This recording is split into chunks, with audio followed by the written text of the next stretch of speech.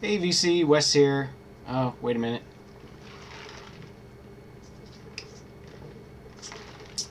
This episode of the Vinyl Survivor brought to you by McDonald's and Diet Coke. And the McRib is back, by the way, just in case you needed to know that. But anyway, we're gonna do a Vinyl Survivor here. Been a while since I did one of these. Filmed one anyway. I have a backlog of these, but let's just go ahead and get into it.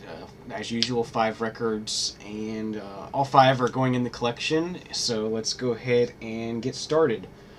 First thing we have here is Warren G. In the Midnight Hour. I believe this was from 2005. I found this on eBay one night when I was searching for Regulate G-Funk era. Yeah, I saw this for $6, and I never got it on CD or any other way when it came out. So I thought for $6 I'll give it a try. It's just sort of ho hum. Everything that Warren G has done since Regulate G-Funk era has been just, I don't know. It's not good. And it's a 2 LP set. The custom labels. And that's pretty much it. Nothing really to talk about on this. I'm keeping it because it's probably not worth selling. There's a few decent tracks on here, and it's Warren G, so eventually I'd like to have a couple other of his albums in the collection. I love hip-hop as it is, so anyway. Not a major score there or anything, just something I stumbled across. Second thing here, we have a sort of a holiday, something for the holidays here. This is Joan Baez's Noel on Vanguard Records from 1966, I believe, was when this was originally released. Anyway, there's the back. She does a lot of standard Christmas songs, as well as some sort of very old English traditional kind of songs. Don't think she has any. Yeah, there's a lot of organ on here, and this is a later. I believe it's a '70s pressing. As I said, on Vanguard. That label, which I believe is a later label. Got 2 AA stamper on one side and 2 G stamper on the other side. So pretty old, pretty high up there in the stamper number. I think it seems like they're doing a similar thing as to what Columbia does, as far as starting with 1A and then going through 1L and then going back to 1AA through 1AL, and then keeps going and going. So by the time they get to 2AA, and it's going to be pretty late. Oh yeah, that's how I figured this out. On the bottom of this is the inner sleeve from it, and it says 7/76 as the date on the bottom of this inner sleeve, but it advertises some other Vanguard releases, which is pretty cool to have this original inner sleeve.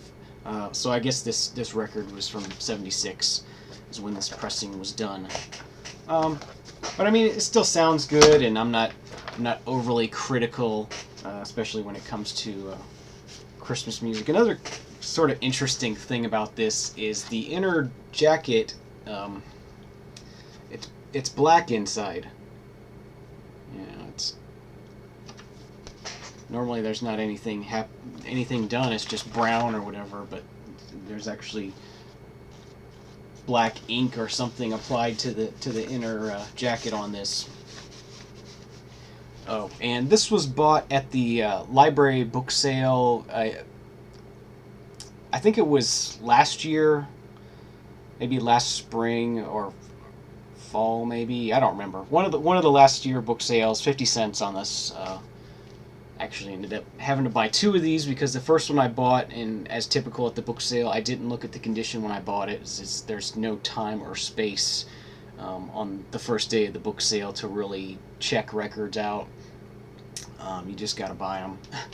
So the first one I bought had a big scratch on it, and so I went back the second day and there was another one, this one, and this one is nice and clean. So 50 cents, but I guess technically it was $1 because I had to buy 2 of them, but it is what it is.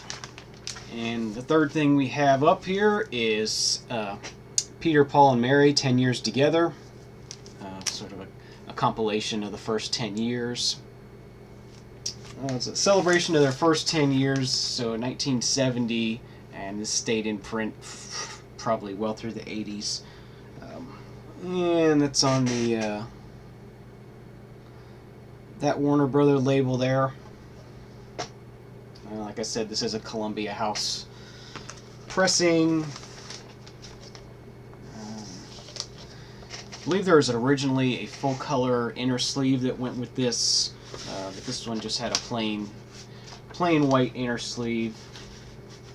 I don't know if the original inner sleeve was lost from this or that was just the Columbia House thing. They didn't reproduce that part of it, but it's a good sounding collection of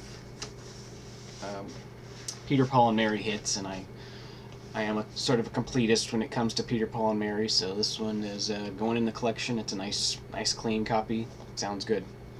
Next thing up we got here is the Righteous Brothers, The History of the Righteous Brothers on MGM Records. This is a 1972 pressing. I don't know if this was issued in 1972 or this was...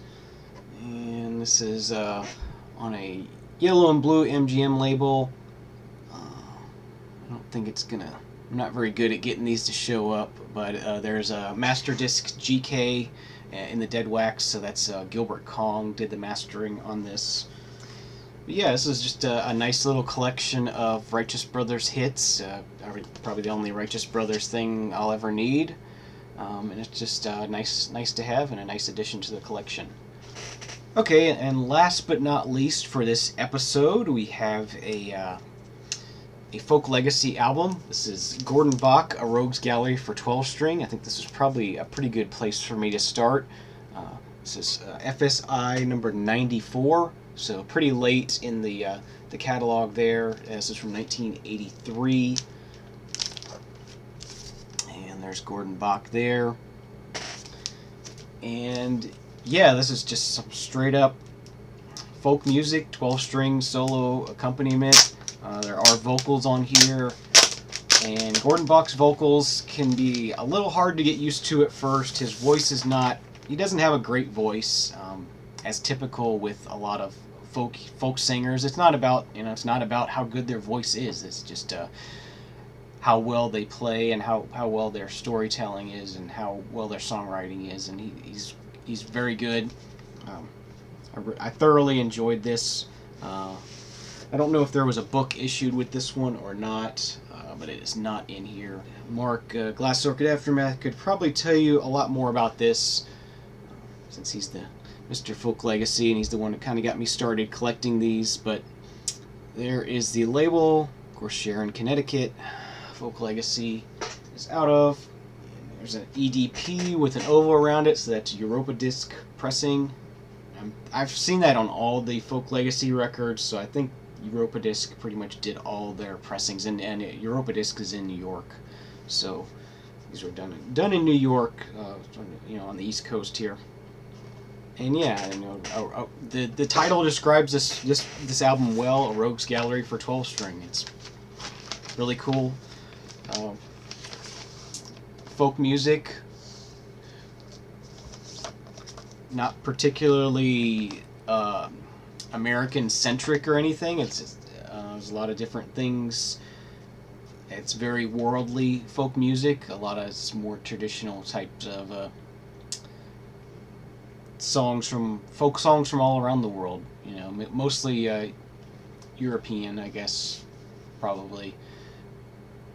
But anyway, that's the fifth and final record going in the collection for this episode.